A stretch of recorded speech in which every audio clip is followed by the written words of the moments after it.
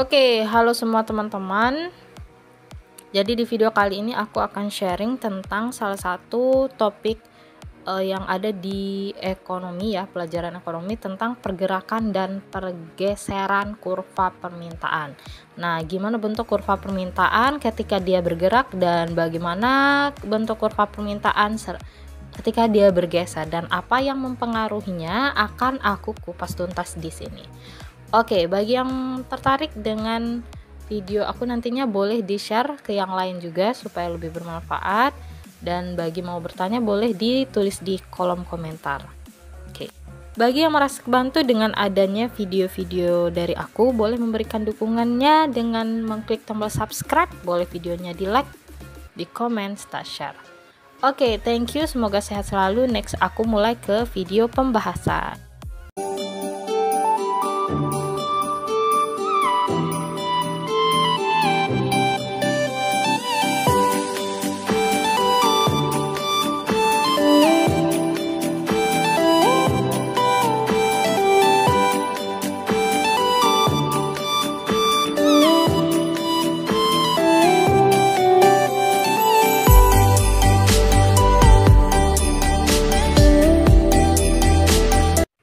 Oke, ini dia slide 1 ya, tentang pergerakan kurva permintaan.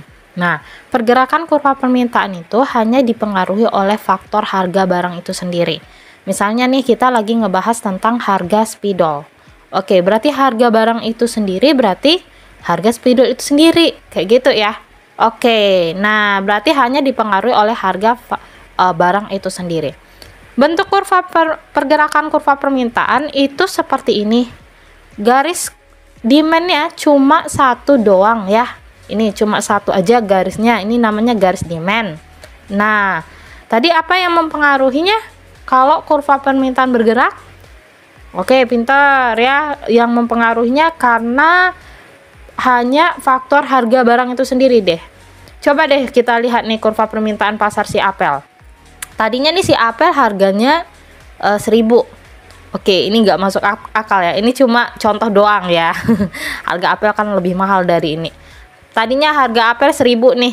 Permintaannya berapa? Kalau harga apel 1000 tentu murah banget ya. Harga apel 1000 yang beli 20. Nah, key-nya 20 orang nih yang beli, jumlah permintaannya. Oke, kemudian harga apel naik nih dari 1000 jadi 3000.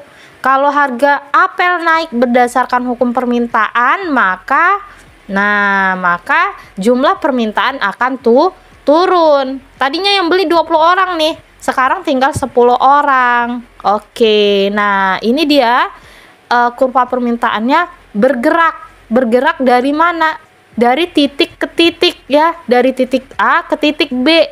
Nanti kalau ada titik C, titik D, titik E boleh, karena ini cuman aku nampilin harganya cuman dua level ya, 1000 dan 3000, maka cuma ada 2 titik A dan B.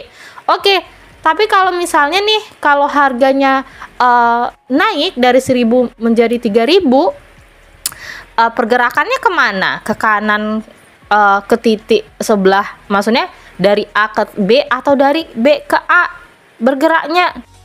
Oke, kalau dia harganya turun 3000 nih, tadinya 3000 harganya 10 yang beli, kemudian harganya turun 1000 jadi 20 yang beli. Kalau harganya turun otomatis dia bergeraknya dari titik A ke titik B dong ya, kalau harga turun ya. Kalau harga naik maka dia akan bergerak dari titik A dari titik B ke titik A. Oke, itu dia bentuk kurva permintaan pasar apel yang bergerak. Next slide selanjutnya, pergeseran kurva permintaan. Nah, beda lagi nih dengan bergeser. Kurva permintaan bergeser, kalau bergeser itu kurva garis demand-nya ada 3. Ini garis dasarnya ya. Kemudian nih garis ke kiri, ini kanan. Jadi ini ya, kurva permintaan ini bergeser ke kanan karena Q naik. Q tadi apa? Oke, pintar, jumlah permintaan ya. Kalau dia bergeser ke kiri, kurva demand-nya, maka itu karena Q turun. Nah, ini dia ya. Kalau dia bergeser ke kanan nih, kanan sama dengan atas kurva ya, itu karena Q naik. Kalau dia bergeser ke kiri, atau bawah kurva itu karena Q turun. Apa yang menyebabkannya? Nah, kita bahas di slide selanjutnya. Oke, kita ke next slide. Ini dia faktor yang menyebabkan kurva permintaan bergeser ke kanan. Oke, tadi kalau bergeser ke kanan karena Q naik ya. Oke, kalau bergeser ke kiri karena Q-nya turun. Oke. Yang pertama yang mempengaruhi kurva permintaan bergeser ke kanan adalah harga barang substitusi naik. Ingat, hubungan antara P itu harga ya, Q itu jumlah permintaan pada barang substitusi itu berbanding lurus atau positif. Berarti kalau harga barang substitusi naik, P naik, maka Q-nya naik. Q-nya akan naik ya. Ingat, berbanding positif artinya searah P dan Q-nya. Kalau P naik, maka Q naik. Jadi kalau si harga barang substitusi naik, maka Q-nya akan naik. Q naik, dia bergeser kurvanya ke kanan. Oke, kemudian harga barang komplementer turun. Nah, P dan Q pada harga barang komplementer itu bersifat negatif. Negatif itu artinya berbanding terbalik. Kalau harga barang komplementer harga barang komplementer turun, P-nya turun, maka Q-nya akan naik. Ingat, P dan Q pada barang komplementer bersifat negatif. Berarti harga barang komplementer turun, P-nya turun, maka Q-nya harus naik. Q naik, dia bergeser ke kanan, kayak gambar tadi ya teman-teman. Oke, nomor 3, pendapatan naik. Kalau pendapatan naik, maka jumlah permintaan kita akan naik dong ya. Q kita akan naik, maka kurva permintaan akan bergeser ke kanan. Nomor 4, intensitas kebutuhan naik. Oke, misalnya nih kamu seorang siswa, maka intensitas terhadap buku akan naik. Oke, maka kita beli bukunya banyak dong ya. Jadi Q kita akan meningkat. Q naik atau Q meningkat, maka kurva permintaan tadi bergeser ke kanan. Oke, kemudian nomor 5, jumlah penduduk naik. Nah, kalau banyak nih jumlah penduduk di suatu negara, maka jumlah pembeliannya atau permintaan terhadap suatu barang akan meningkat. Oke, berarti Q meningkat, maka kurva permintaan bergeser ke kanan. Oke, kemudian selera naik. Kalau kita lagi berselera nih makan sesuatu, maka kita akan beli sesuatu itu ya. Maka Q kita, permintaan kita atau jumlah pembelian kita atau jumlah permintaan kita bakal naik. Q naik, maka kurva permintaan akan bergeser ke kanan. Nah, itu dia ya. Berarti kurva permintaan bergeser itu ke kanan itu karena Q-nya naik. Oke, kita lihat lagi nih gimana kalau dia bergeser ke kiri, apa yang mempengaruhinya. Oke, ini dia. Kalau dia bergeser ke kiri itu karena yang pertama harga barang substitusi turun. Ingat, P dan Q pada barang substitusi tadi hubungannya apa? Pinter ya, hubungannya positif. Kalau P-nya turun, maka Q harus turun. Kalau Q turun, kurva permintaan bergeser ke kiri. Oke, nomor 2, harga barang komplementer naik. Oke, P dan Q pada barang komplementer tadi sifatnya apa? Pinter ya, hubungannya negatif. Berarti kalau P-nya naik, ini kan harga barang komplementer itu simbolnya P ya. P naik, maka Q-nya harus turun. Tadi berbanding terbalik katanya ya. P naik, Q-nya turun. Berarti Q turun, kurva permintaan bergeser ke kiri. Oke, kemudian pendapatan turun.